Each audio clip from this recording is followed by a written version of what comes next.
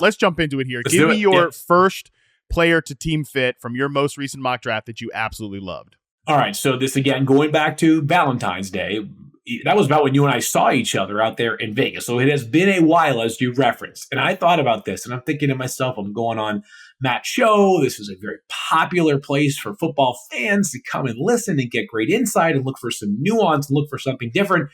And then I thought to myself, why am I going to overthink it? It's Marvin Harrison Jr. going 4th overall to the Arizona Cardinals. Now, in this mock draft that I did not include any trades. Early in the process, ESPN, we tend to just sort of avoid trade just because it opens up a whole can of worms. The next thing you know, you could have 15 trades in round 1. Starting in this next mock that I will be doing again, coming out on Wednesday, there will be trades included. But Marvin Harrison Jr. going 4th to the Cardinals may sound like low-hanging fruit, and yet if you look at their wide receiver depth chart right now, it screams, we need a wide receiver. They have a couple of intriguing young pieces. I know you're a fan of Michael Wilson and, Greg Dortch, who's been sort of a fantasy, every once in a while he just kind of goes off when you need him most. Yards per route run king. Targets per route and yards per route run king, Greg Dortch, yeah. That's right, and Wake Forest alum as well. So, but they need a difference maker that we believe could be the best wide receiver on a very, very good offense, and Marvin Harrison Jr. is exactly that. And maybe Arizona winds up trading down because of the fact that they've got so many needs. They could say, we'll pick up 2, 3, 4 picks, whether it's all in this year or maybe they're some in future years as well, and just use this to kind of continue to push the ball down the field in terms of building this roster out, but also preserving some flexibility in the future. But if I'm Arizona, I'm thinking long and hard about just sticking right at pick 4 and taking Marvin Harrison Jr., because what I'm afraid of is that if I drop from pick 4 to, say, pick 11, I don't have an immediate path back into the top 10, I don't like my odds of drafting any of Marvin Harrison Jr., Malik Neighbors, and Rome Odunze. And while it is a very deep class of wide receivers, as you know, I see a pretty clear divide from the 3rd wideout, whoever you think that is of those 3, to the 4th, 5th, 6th, etc. Yeah, I'm with you that I like Brian Thomas Jr., but there's a clear tier drop off to me between these 3 guys and everybody else. And if you look at historically, I think it's just one tier to me. I think Brian Thomas Jr. is a really good player, but there's just a big gap with the rest of these guys. And it's funny, Field, because we know this about the Cardinals too. There's a decent chance that even if they don't pick him at 4, right? Like say they get a big offer from one of these teams that wants to come up for JJ McCarthy and we get quarterback 1, 2, 3, 4.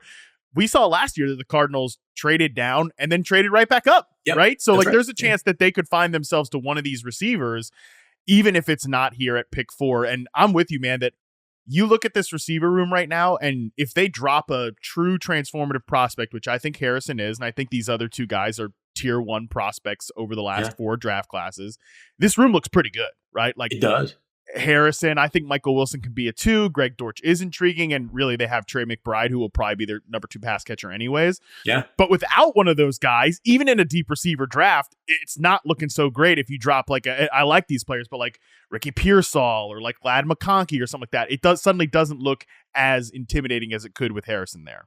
Yeah, and there's in fantasy football, it feels like oftentimes the winner of a trade is the person who got the best player in the trade, right? So even if it's a 3-for-1 with 3 good players going for 1 great player, that usually that great player, the acquiring team, feels like the winner. In the draft, it's oftentimes the person that diversifies their portfolio the most. And while I'm never saying that it's a bad thing to have extra picks, if you're Arizona, you might stand pat at 4 because you're saying to yourself, we have 27. We own 35 as well. I believe it's 35, 36. In the second round, I'm telling you, Matt, I need to get better about refining like the exact pick these teams have at the top of the second round. It kind of trips you up because it doesn't, the Commanders have 2, the Patriots have 3, then they reverse in the even rounds. So because they had the same record. So I got to make sure I'm staying sharp on those numbers at the top of the second round. But yes, the Cardinals do have an opportunity to make a whole bunch of pieces come together. But I'm okay with every once in a while, I'm saying to myself, like, if you get a guy that we've been talking about in the same breadth or close to it as like AJ Green or Julio Jones in terms of prospect coming into the draft, into the NFL, that to me feels like a pretty reasonable return on investment if he pans out as the number 4 overall pick. Yeah, they're one of the teams that already has, they're one of 6 teams that already has 10 plus picks in the draft. So they have a good bit of draft capital as it is. Last thing on Harrison here, no shock. I want to stick a little extra time on the receiver pick here, but no, never. Listen, I think I saw Mel tweet this out. You guys just recently did a first draft episode on who is the top receiver in this draft class. To you, is it clearly Marvin Harrison at the top, or do you think there's an argument for Neighbors or even Rome Odunze, who I think is the guy that gets left out of the discussion far too often? Yeah, I actually just arrived back from a Washington Pro Day recently, and I saw Rome out there, and which is an awesome dude. On top of being an amazing player, I think here's what I would say is that I think it's a conversation, and that's going to sound blasphemous, and people are going to get very mad. They're going to yell at me or anybody else that shares that opinion. And what I want to remind them is that our job on the media is to evaluate these players for all 32 teams, right? So we're assigning a value of Marvin Harrison Jr. vis-a-vis Malik Neighbors, vis-a-vis Rome Odunze for all 32. And the reality is that there are certain teams that play offense in a certain way that are going to prioritize the stuff that Neighbors does at an elite level, which specifically is run after the catch. I mean, he's as explosive as a player as there is in the entire draft, regardless of the position. And there are others who are going to say, we want the guy who is this big, physical, smooth, outstanding body control wide receiver like Marvin Harrison Jr. is, even if Neighbors is a bit superior after the catch. Like, I think Harrison is probably superior prior to the catch.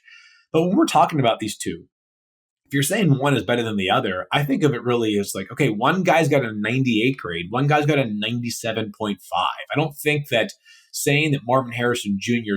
is better than Malik Neighbors should be considered some sort of disparaging remark towards Neighbors. I have them as the 3rd and 4th best players overall, my entire board, with Rome Odunze at 6. So I don't know how many drafts I'll cover with 3 receivers in the top 6, but that tells you how special these 3 are, and they all get the job done in a very different way. Yeah, I'm with you that the only thing I would push back on is anyone that says like it's not a conversation or like that it's not a tier of 3. Because to me, these guys are all so close. And like, if you like this guy better than this guy, fine with me. I'm cool with that. Totally. Like, I think it's worth a discussion. But for Arizona specifically, why I like this pick so much is because you saw them throw Marquise Brown out in kind of a traditional X receiver role last year. And that's really not how I'd like him to be used. I can see it with Marvin Harrison in their offense. But all right, Field, give me your second prospect to team fit that you really love.